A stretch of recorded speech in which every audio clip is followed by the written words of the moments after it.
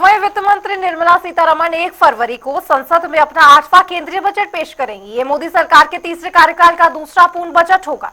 उद्योग और आम जनता दोनों के लिए इस बार का बजट बेहद अहम माना जा रहा है। इस बार के बजट में आयकर स्लैब में बदलाव, जीएसटी को सरल बनाने, इंफ्रास्ट्रक्चर क्षेत्र को बड़ा आवंटन और आर्थिक सुधारों की कई नई घोषणाएं हो सकती हैं। चलिए बजट चर्चा के सेगमेंट में जानते हैं कि जनता को आखिर वित्त मंत्री से क्या उम्मीदें और आशाएं हैं। तंत्र की जननी भारत जब आजाद हुआ तो गणराज्य के रूप में इसकी स्थापना हुई। भाषाई आधार पर राज्य जरूर बांटे गए, लेकिन एक मजबूत केंद्र स्थापित किया गया और इसी पूरी गणराज्य व्यवस्था का मंदिर है संसद। और संसद में 1 फरवरी को आम बजट पेश होगा। आम बजट की तरफ हर व्यक्ति की नजर रहती है, चाहे वो देश का किसी कोने में ठेले चलाने वाला व्यक्ति हो या बड़ा उद्योगपति। हर कोई अपनी एक आस लगाए संसद की तरफ देखता है और यही वजह है कि आम बजट जो पेश होता है उसका असर कन्याकुमारी के छोर से कश्मीर के छोर तक और अरुणाचल की पहाड़ियों से गुजरात के रण तक देखने को मिलता है। अब ऐसे में लोग इस बजट से क्या उम्मीदें लगाए बैठे हैं और हिमाचल के लोगों को इसको लेकर क्या उम्मीद है? बेसिकली अगर जो हम सिर्फ डायरेक्ट टैक्स की बात करें, जिन पे इनकम टैक्स आता है, हर आदमी को, जो एम्प्लॉयज़ हैं या बिजनेसमैन है, उनको इफेक्ट करता है। तो इसमें ये भी चल रहा है अभी, तो शायद की एक्सपेक्टेशन है कि 1961 में हमारा इनकम टैक्स एक्ट बना था, तो इसको डायरेक्ट टैक्स कोड ही चेंज कर दें, बिल्कुल ही पुराने को नया रिवैम्प करके एक नया एक्ट ही बना दें, उसका भी चल रहा है। पर लेकिन बाई चांस वो नहीं बनती है बात, तो जो एक्सपेक्टेशंस है लोगों की, वो है कि इसको थोड़ा-सा सिंप्लीफाई किया जाए। जो इस टाइम हमारा सब कुछ ऑनलाइन चल पड़ा हुआ है, जिससे कि फेसलेस हो गया है, तो कई बार लोगों को बहुत दिक्कत पेश हो रही है। नोटिस भी ईमेल पे आ रहे हैं, आपको पता ही नहीं लगता, रोज़ देखता नहीं लोग कि भैया भाई ईमेल पे कोई नोटिस आ रहा है कि नहीं आ रहा है। तो जो एडमिनिस्ट्रेशन है, उसको थोड़ा नेचुरल जस्टिस से की तरफ जो है हमें ज़्यादा फोकस करना चाहिए, ना कि सिर्फ पेनल्टी लगाने में।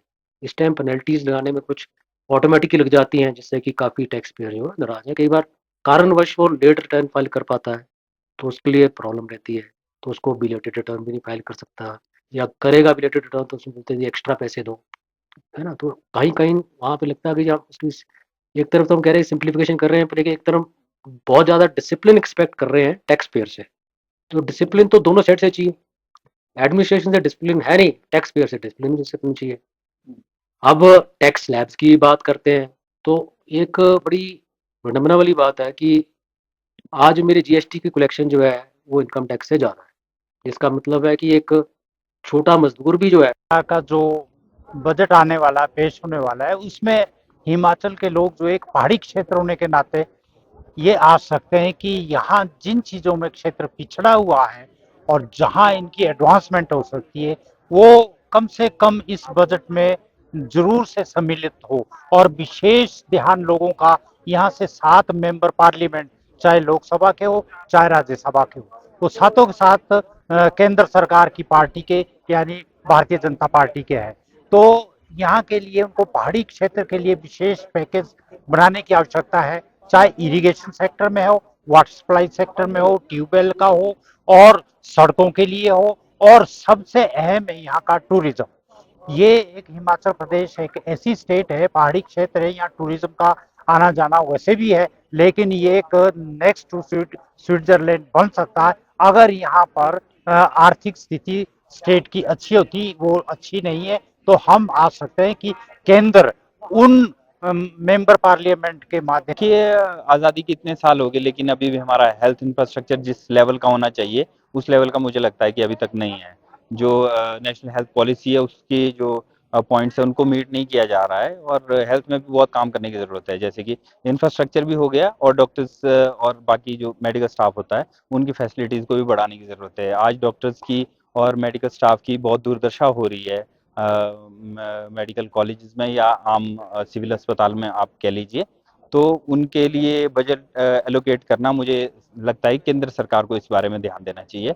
और हमारे जो स्पेशलिस्ट डॉक्टर्स है, उनकी सैलरी और उनके अलाउंसेस दिन ब दिन कम किए जा रहे हैं, जबकि उनको बढ़ाने की आवश्यकता है। उनको मोटिवेटेड रखने के लिए सरकार की कुछ पॉलिसीज होनी चाहिए सिक्योरिटीज को लेकर के। आप देखते हैं आए दिन डॉक्टर्स के साथ कुछ ना कुछ दुर्व्यवहार होता है। आरजी कार मेडिकल कॉलेज में भी रेप केस जो हुआ आप सभी को पता है। तो सिक्योरिटीज के मापदंडों को बढ़ाने की जरूरत है। सबसे पहले तो हमारे को सिलेंडर का रेट कम होना चाहिए, क्योंकि पूरा सारा जो भी खाना है गृहिणी को सिलेंडर पे ही, गैस पे ही बनाना पड़ता है। यहाँ वन विभाग वालों ने पेड़ काटना ही बंद कर दिया है। पेड़ मत काटो, चलो वो ठीक है, बट पेड़ नहीं काटेंगे तो हम चूल्हा कैसे जलाएंगे, और चूल्हा नहीं चलेगा तो हम खाना कैसे बनाएंगे। हम चाहते हैं कि खाना खाने के लिए बनाना जरूरी है, तो किस पे बनाएं। हमारे को यही चाहिए कि सबसे पहले तो सिलेंडर का रेट कम करे, ताकि हम बना के अपना रोटी खाएं। सब्जी दालों के रेट भी बहुत बढ़ गया है, डिपू में भी काफी बढ़ गया है। तो हम चाहते हैं कि सब्जी दाल का रेट भी कम करें। गवर्नमेंट से यही रिक्वेस्ट है। पर पड़ता है वो काफ़ी कम होना चाहिए। हमारा जो लग्जरियस बिजनेस के तौर पे जाना जाता है, जो मोबाइल का बिजनेस है, लेकिन इस पे जो टैक्सेस हैं वो 18% जीएसटी है, जिससे प्रोडक्ट की वैल्यू बहुत ज़्यादा बढ़ती है। आज ये लग्जरी नहीं, आज ये ज़रूरत की चीज़ बन गई है। तो हम चाहते हैं कि कुछ ना कुछ ऐसा प्रावधान किया जाए कि इसके जो टैक्सेस हैं वो कुछ कम किए जाएं। इतना तो मार्जिन सर दुकानदार नहीं लेता, वो 1-2% पे खेल जाता है, लेकिन सरकार 18% जीएसटी लेती है, जिससे इसके जो रेट्स हैं वो बहुत बढ़ जाते हैं। एक तरफ तो हमारी केंद्रीय सरकार कहती है कि सैमसंग या और जो ब्रांड हैं इस समय हिंदुस्तान में सबसे ज़्यादा। केंद्र सरकार अभी बजट पेश करने वाली है, उसमें मेरी मुख्य जो स्टूडेंटों की जो मांग रहेगी वो प्रथम ये रहेगी कि सरकार को एजुकेशन सेक्टर की ओर ज़्यादा ध्यान देना चाहिए, और बजट का जो 6वां हिस्सा है वो एजुकेशन की ओर ध्यान देना चाहिए। और जैसे कि मेरी पढ़ाई रक्षा एवं स्ट्रेटेजिक स्टडीज में है, तो उसमें जो है उनको खास ध्यान देना चाहिए। बहुत सी ऐसी चीजें जहां हमें छूट देनी चाहिए, जैसा कि अभी मेरी दीदी ने कहा कि सिलेंडर के लिए होनी चाहिए, सब्जियों की रेट कम होनी चाहिए, और भी कई चीजें हैं। हाँ जी, हमें जहाँ बहुत प्रॉब्लम होता है गृहिणियों को, हाँ जी, जैसे हमें गृहिणियों को बस में चलने की सुविधा भी है 50% ऑफ है हिमाचल में, तो ये बहुत अच्छी बात है हम महिलाओं के लिए। 1 फरवरी को जब वित्त मंत्री संसद में आम बजट पेश करेगी, तो लोगों की आशा इसी बात से जुड़ी होगी कि जब सरकार बजट पेश करे तो ये वाकई ही आम लोगों का बजट हो। आपने विभिन्न वर्गों की जो राय और साथ साथ इस बजट को लेकर जो विभिन्न वर्गों की उम्मीदें हैं, आपने वो देखा। अब सिर्फ 1 फरवरी का इंतजार है कि बजट पेश हो और आम जनता की जो आशाएं हैं, उम्मीदें हैं, उस पर ये बजट खरा उतरे। रॉबिन शर्मा, जनता टीवी, शिमला।